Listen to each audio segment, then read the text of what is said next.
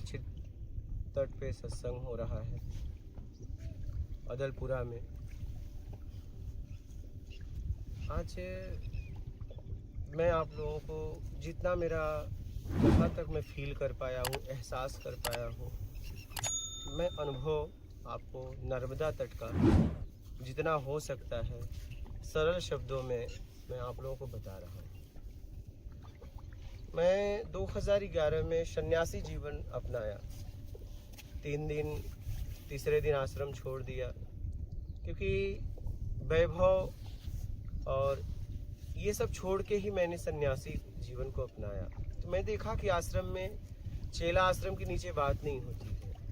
बोला मैं तो यही छोड़ के आया था, अगर यही यहाँ करना होगा तो मैं रोने लगा, निकल गया।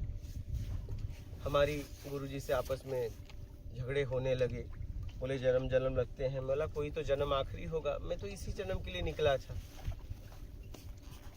और आज मैंने गृहस्थ जीवन नहीं अपनाया, और अगर मुझे ये भी नहीं हुआ तो मैं फिर धोबी कुत्ता न घर का न घाट का, मेरी ज़िंदगी तो नर्क हो जाएगी। मैं तो खोज के रहूँगा, मेरे पास कोई ऑप्शन नहीं है, क्योंकि मैं वो वहाँ पूरी तरह छोड़ा हूँ और मुझे यहाँ पूरी तरह चाहिए, एक कहीं न कहीं जीने का सहारा चाहिए। फिर इसके बाद उन्होंने कहा मैं नहीं करा सकता, सदगुरु ढूंढ। मैं फिर 12 ज्योतिर्लिंग, 4 धाम, गंगा सागर की यात्रा किया। यात्रा करते करते करते जीवन में बहुत उतार चढ़ाव आए, और आते आते आते आते स्थिति ये बन गई कि समझ में नहीं आ रहा। एक तरफ नाते रिश्ते, क्योंकि मैं कहीं भागा नहीं था, मैं बस समझ रहा था परिवार वालों से मिलना ये वो। फिर स्थिति ये हो गई कि क्या करूं, जीवन में उतार चढ़ाव, काम, क्रोध, मद, लोभ। ठीक है, 25, 26 साल, 27 साल की उम्र में निकलना, मतलब काम भाव तो एकदम, आप लोग उसका अनुभव भी किए हैं, एकदम बेग रहता है। ठीक है, कि ताकत रहती, उमंग रहता है, तरंग रहता है। अब काम भाव को भी नहीं रोक पा रहे थे। गुरुजी से पूछे तो उन्होंने कहा कि हम कहे ये ब्रह्मचर्य कैसे रुकेगा, तो उन्होंने कहा कि रुक जाएगा। मैं बोला बुढ़ापे में तो रुक जाएगा, मुझे भी मालूम है, लेकिन अभी कैसे रुके, क्योंकि ये आग है पूरा। ठीक है, बुढ़ापे में तो रुक ही जाएगा, मशीनें नहीं काम करेंगी, तो तुम ब्रह्मचारी हो ही जाओगे। अभी उस ऊर्जा को कैसे कहीं लगाएं, क्योंकि मेरे पास ऊर्जा तो है, लेकिन लगाएं कहाँ? नहीं, अगर आप कहीं लगाओगे तो उस ऊर्जा से आप ही को परेशानी होने लगेगी, क्योंकि ऊर्जा को जाने का कहीं जगह होना चाहिए। ठीक है, अच्छा, गलत तरीके से निकालोगे फिर आपको पछतावा होगा। उस सही तरीके से उसका उपयोग होना चाहिए। ज्यादातर हम ऊर्जा का, शारीरिक ऊर्जा का गलत ही उपयोग करते हैं। ठीक है, गलत विधि से ही निकाल देते हैं और बाद में हम पछताते हैं। हर बार कहते हैं अब नहीं निकालूंगा, लेकिन ये जल्दी आता नहीं है जीवन में। क्या? उससे हमारा शरीर खराब हो जाता है। बात समझ रहे हैं? उससे हमारा, हर बार यही कहते हैं अपने आप से, अब नहीं करूंगा। हर बार जैसे ऊर्जा निकलेगी गलत तरीके से, आप पछताते हो कि अब नहीं करूंगा, लेकिन अब नहीं करूंगा, लेकिन वो आते आते आते आते बड़ा समय, मतलब वो हो जाता है। तो समझ में नहीं आ रहा था क्या करूं। 12 ज्योतिर्लिंग, 4 धाम, गंगा सागर की यात्रा किया, फिर ओमकारेश्वर ऐसे आया, और समझ में नहीं आ रहा था क्या करूं। फिर भूख लगी थी, सुबह गया एटीएम से पैसा निकालने, तो एटीएम नज़दीक वाले में नहीं था। फिर वहाँ से बस स्टैंड है, वहाँ एक एटीएम है, बोला चलो वहाँ निकाल लेते हैं। और आंखों में आंसू, ये हो रहा था कि अब जाऊँ कहाँ, क्योंकि थक गया था, सब खत्म हो गया था। मतलब पृथ्वी पर ऐसा जगह नहीं बचा था। समझदारों से लेके साधु सन्यासी से लेके बैरागी, उदासी, गृहस्थ से लेके भिखारी तक को नहीं छोड़ा था। थक गया था कि अब कहाँ खोजूं, समझ में नहीं आ रहा है। एटीएम के बाहर पैसा निकालने आया, ऐसे ही रोड पे खड़ा था, आंखों में छरछर आंसू गिर रहे थे कि जाऊं कहाँ, अब जाऊं कहाँ, तो समझ में नहीं आ रहा था। बेचैनी थी, घुटन था, कोई ऑप्शन नहीं था जीवन में, क्योंकि सब कुछ छूट गया था। मुझे समझ में आ गया कि यहाँ किसी को कोई मानता नहीं है। यहाँ आपकी ताकत को लोग आपको मानते हैं। जब तक आप ताकतवर हैं, चाहे रूप से, चाहे रंग से, चाहे टैलेंट से, चाहे पैसे से, तभी तक आपको लोग मानेंगे। ठीक है, हमारा आपका हाल वही है। लेकिन मैं इस दलदल से निकलना चाहता था। मैं मेरा जीवन प्रेम में जीना चाहता था। आंखों से आंसू। तो मैंने देखा कि रोड के उस पार एक महात्मा जी वस्त्र में, सफेद वस्त्र में आ रहे थे। हमने उनको देखा, देखते रहे और वो वहां से मुझे देखने लगे। हम एक दूसरे को देखते देखते करीब हो गए। उन्होंने कुछ मुझसे पूछा, कहाँ जा रहे हो? मुझे पता नहीं।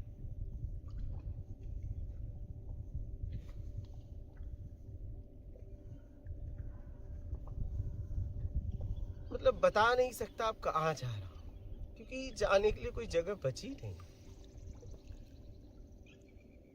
कहाँ जाऊं मुझे पता नहीं। हम दोनों बैठ गए, बात करने लगे। चौतरा था, पेड़ के नीचे बैठ गए और हम बात करने लगे। बोले चलो चलो मेरे साथ चलो। हमने कहा आपके साथ चले, लेकिन आप ये मोबाइल वगैरह लिए हो, आप त्याग की बात करते हो, त्यागा क्या? बोले आप बोलो तो फेंक दूं, अभी फेंक दूं। हम कहे पक्का फेंक दोगे? हमने उनकी परीक्षा लेनी चाहिए, क्या स्थिति है। तो बोले पक्का। मैं बोला पक्का फेंक दोगे? बोले, उन्होंने उठाया, बोल आप बोलो। हमें पता था, मैं कहूंगा फेंक देंगे। बोला नहीं, फेंको मत फेंको। भूख लगी थी, आगे आए। हम दोनों एक होटल में गए और मुझे भूख लगी थी। बोले चलो नाश्ता कर लेते हैं। बोला चलो। तो मैं बोला रुकिए, मैं आ रहा हूँ। होटल में नाश्ते की दुकान बाहर थी, भोजन अंदर मिल रहा था। मैं गया, मैं बोला भोजन करना है, क्या थाली है? तो उन्होंने 250 260 बताया। बोला चलो, अपने अकाउंट में लगभग पैसे हैं, इसे सेव कर देंगे कार्ड को। लेकिन फिर मैं बोला जाने दो, नहीं हुआ तो, क्योंकि बाद में करेंगे खाने के बाद, और नहीं हुआ फिर महाराज जी देंगे। तो मैं यही समझ के बाहर आ गया।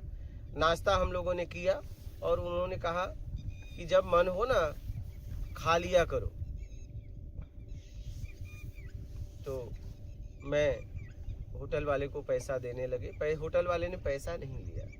हम दोनों आगे आए। बोले तुम्हारा 1 करोड़ में हो जाएगा आश्रम? बोला बाबा महाराज जी मुझे आश्रम नहीं चाहिए, मुझे आत्मज्ञान के अलावा अब मेरी जिंदगी में कुछ बचा नहीं। इसलिए 1 करोड़ का करूंगा क्या? क्या करूंगा? कुछ चाहिए नहीं,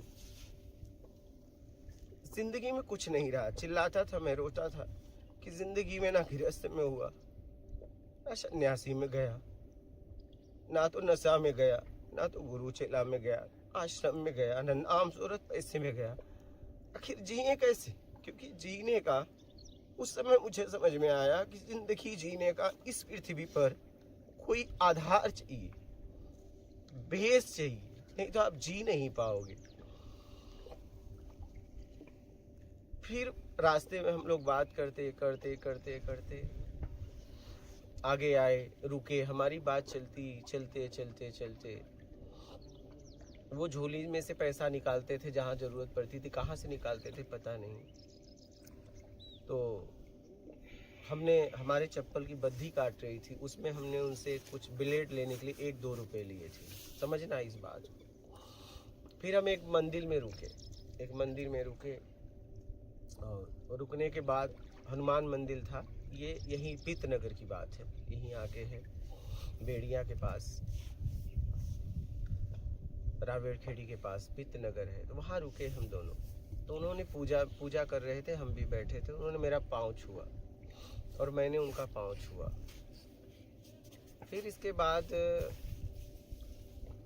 बोले मैं तुमको कुछ देख के चला हूँ तुम्हारे अंदर। मैंने भी पाँव छुआ, बोला मैं भी देख के चला हूँ। फिर इसके बाद वो बोले एक काम करो ना, मेरा एक भक्त बड़ा परेशान है, तुम कर सकते हो, तुम्हारे अंदर ये ताकत है, तुम उसको कुछ कर दो ना। मैं बोला महाराज जी ये सब मैंने छोड़ दिया है, ठीक है। वो चाहे किस स्थिति में परीक्षा ले रहे थे, क्या ले रहे थे, ये सब बाद में समझ में आया। फिर उन्होंने फ़ोन लगा ही दिया, बोले अब तुम कर सकते हो। तो मैंने उनसे बात कराई उससे, और फिर बाद में बातचीत हुआ। बोला महाराज जी मैंने ये सब छोड़ दिया। ठीक है आप कहते हैं तो ठीक है, लेकिन मेरी इच्छा अब खत्म हो गई। फिर वहाँ से मंदिर से हम लोग आगे आए और आगे आके उन्होंने एक बात कही, बोले पूरे भारत में तुम्हें कोई आत्मज्ञान नहीं करवा सकता। जब इस बात को कही तो हम दोनों रावेड़ खेड़ी से पितनगर से रावेड़ खेड़ी पहुंचे, आश्रम है। हम कहे महाराज जी अब मैं जा रहा हूँ, मेरे जेब में एक भी रुपया नहीं। 9 किलोमीटर वहाँ से लगभग था, वहाँ पैदल जाना था, शाम का टाइम। बोले आज ऐसे रुकने की बात है, बोला नहीं रुक, मैं जा रहा हूँ। बोले ठीक है, चला गया। फिर गांव में आया तो मैं ऐसे पता पूछ के जा रहा था, तो वहाँ पे मुझे एक लड़का मिल गया। और लड़का मिल गया तो उससे मैं पूछा मुझे बेड़िया जाना है, कैसे जाऊँ? तो वो मेरे से बातचीत करने लगा तो बोला महाराज जी लगता है मुझे आपको छोड़ना पड़ेगा। तो फिर इसके बाद मैं बोला ठीक है। तो फिर इसके बाद वो मुझे बोला कि बाजीराव पेशवा गए क्या? बोला नहीं, मैं तो वहाँ नहीं गया। बोले चलो तुम्हें दिखाता हूँ। तो रावेड़ खेड़ी में ही, वहाँ पे रावेड़ में है बाजीराव पेशवा समाधि स्थल है।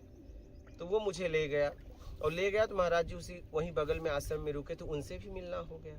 हम बाजीराव पेशवा वगैरह देखे। तो हम शिव जी का मंदिर है, हम उसके साथ आगे जाने लगे, हम और वो लड़का। तो वो पीछे हो गए। तो उन्होंने मुझसे एक बात कही, क्या हुआ, भक्तों के चक्कर में पड़ गए क्या? अरे हम कहे नहीं महाराज जी, रुक गए।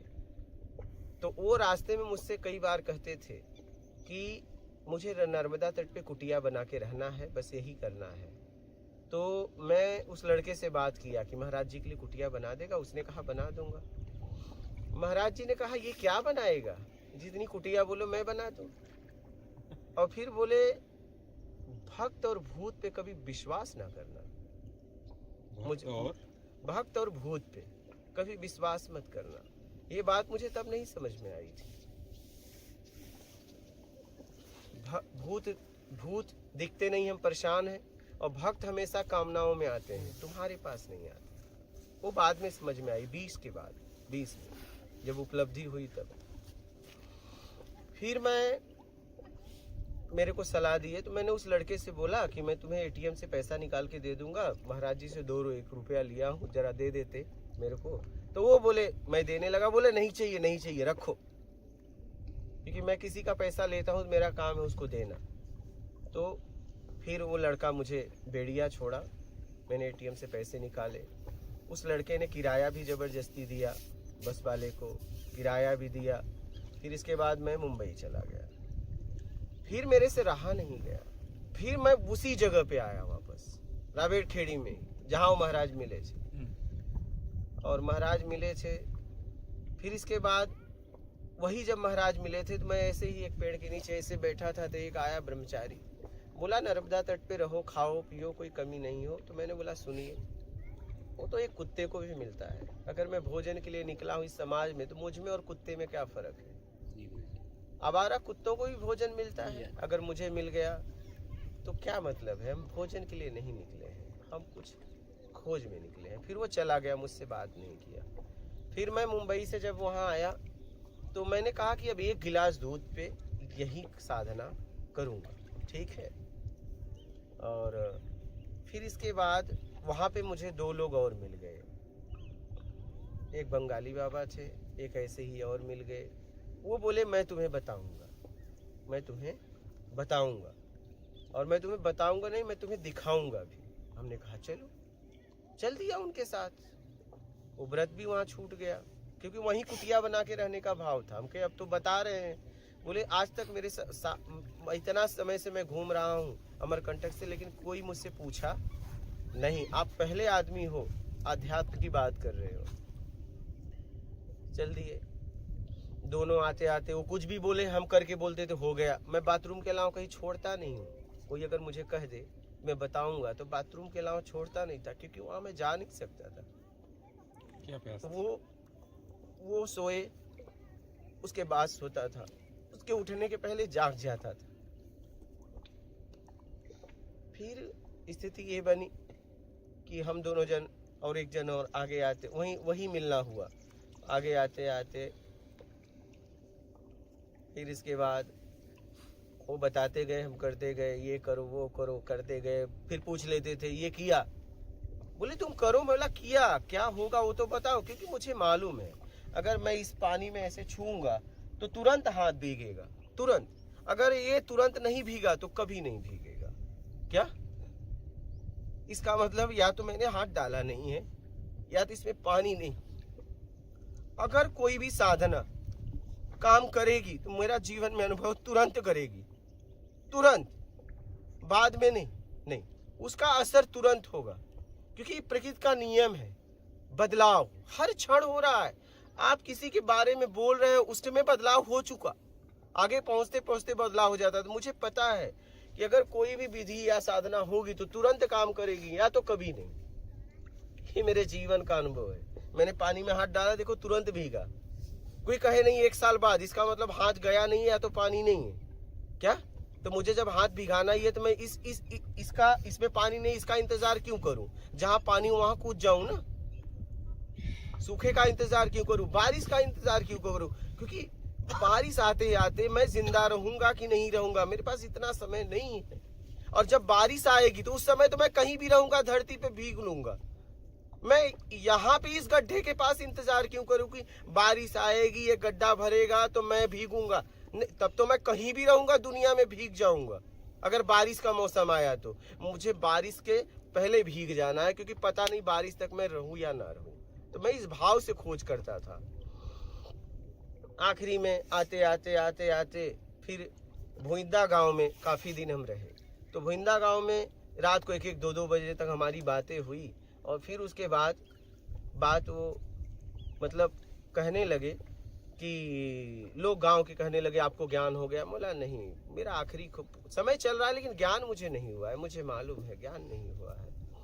फिर इसके बाद 1 तारीख को लोग मुझे छोड़ने के लिए नदी पार, वहाँ बोराड़ नदी है उसके पार छोड़ने गए। पुल के पास गांव वाले बहुत खुश हुए बातचीत करके। फिर आगे जाते जाते जाते जाते वो भी मना कर गए। क्या वो भी उनके तरफ से भी मना हो गया। अब जब उनके तरफ से मना हुआ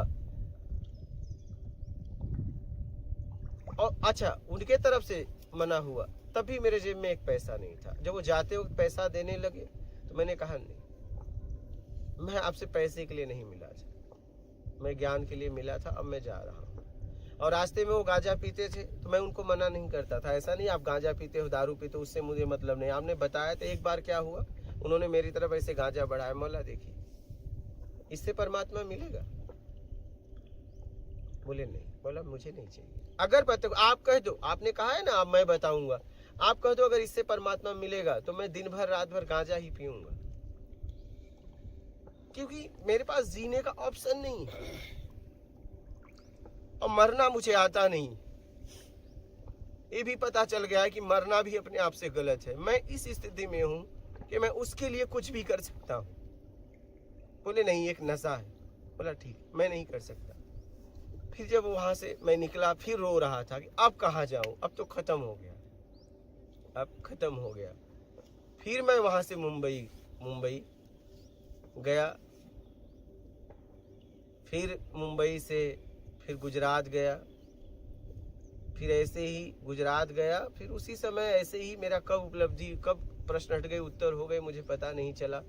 फिर मैं रावेड़खेड़ी गांव में आया, वहाँ पे मैंने कुछ सत्संग किया और फिर वहाँ के लोगों ने बोला कि आपको विश्वास है कि आपको परमात्मा मिल जाएगा?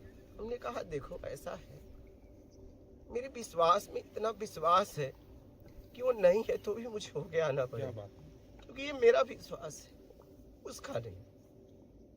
मैं उससे पूछ के नहीं चला था, प्रेम मेरा है, उसका नहीं। अगर वो नहीं होगा तो भी होके आना पड़ेगा, क्योंकि मैंने सुना है कईयों के लिए आया है, मुझे मेरे लिए क्यों नहीं आया? क्यों?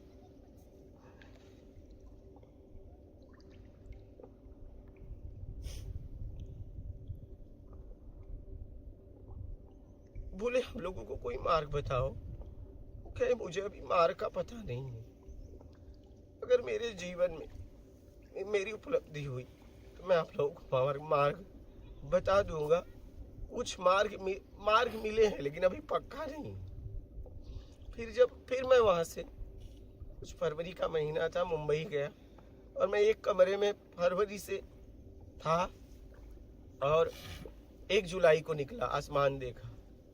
मुझे गुजरात से लेने आए, फिर गुजरात में कुछ दिन रहा और जब मेरे प्रश्न हट गए, उत्तर हो गए, तो मैं रायबेड़ खेड़ी में पहुंचा। यहाँ रायबेड़पुरा एक गांव है। फिर वहां पहुंचा, फिर वहां लोगों को सत्संग सुनाया। कई दिन तक मेरा प्रश्न उत्तर चलता रहा और फिर मैंने उनको लास्ट में बोला, अब कोई प्रश्न है? बोले अब प्रश्न नहीं है। मैं बोला अब मुझे जाने दो। मैं बोले नहीं, आप रुको। बोला मेरे पास समय नहीं, मेरे पास समय नहीं है, क्योंकि अब लोगों में इसे बांटना है और मुझे घूम घूम बांटना है। मैं लोगों को खोजना चाहता हूँ, प्यासे खोजी है, क्योंकि मैंने बहुत ढूंढा। मैं खोजी का प्यास तड़प मैं जानता हूँ, इसलिए मैं उन तक पहुँचना चाहता हूँ। बोले कुछ दिन रुक जाओ। बोला मेरे पास समय नहीं है, या तो प्रश्न पूछो या तो मुझे छोड़ दो। चलो झूठे ही प्रश्न पूछो। बोले बाबा आप तो झूठ के लायक ही मुझे अब नहीं छोड़े, आपने तो कहीं का नहीं छोड़ा मुझे। बोला अब मुझे छोड़ दो। मैंने आपको कहीं का नहीं छोड़ा, अब मुझे छोड़ दो। तो फिर वो नर्मदा तट पे छोड़ दिए। फिर ये पीतनगर से, ओंकारेश्वर से लेके बड़वानी तक मेरा गांव घूमना हो गया। रायबेड़ खेड़ी, बकावा, नगावा, मर्दाना, लेपा, माखन खेड़ा, मतलब गांव बलगांव, ये टाकाखल, चिचिली, अदलपुरा, भोइंदा, फिर ये ब्राह्मण गांव, ऐसे ही लखनपाटा, ये सब क्षेत्र मेरा गांव घूमने लगा, लोगों को बांटने लगा। यहाँ क्यों रुका? इसलिए यहाँ पे विश्व से लोग आते हैं, ये तपोभूमि है। और मैंने कभी माँ से मिलने के लिए प्रयास नहीं किया, लेकिन मैंने इन्हें फील किया, इन्हें एहसास किया। यहाँ पे जीवंत माँ का प्रेम है, इसको मैंने समझा।